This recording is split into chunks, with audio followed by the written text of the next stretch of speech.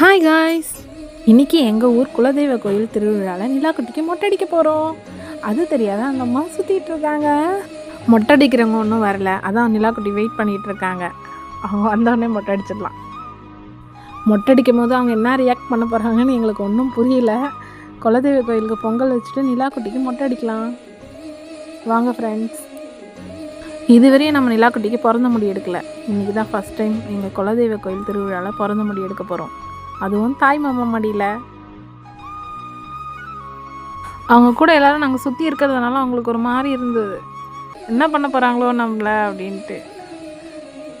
First ஸ்டார்டிங்கில் அமைதியாக தான் இருந்தாங்க. அப்படி அது எடுக்க எடுக்க செம்ம அழுதோடனே அவங்க அப்பாவுக்கு முகம் மாறிடுச்சு. எனக்கும் ஒரு மாதிரி ஆகிடுச்சு, குழந்தை என்ன அப்படி கத்துது அப்படின்ட்டு.